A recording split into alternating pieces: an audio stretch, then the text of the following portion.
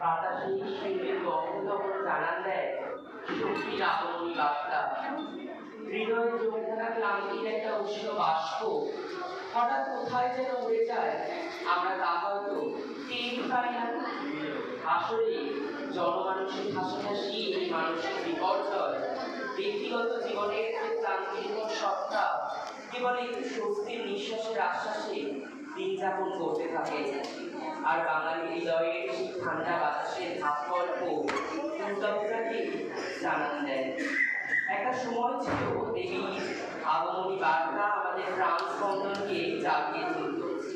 যদিও বর্তমানে তা নেই বললে ভুল বলা হবে, তবে উচ্ছ্বাসটা একটু বৈচিত্র্যময়ভাবে নিজে তুলে ধরেছে। দুর্গাপূজার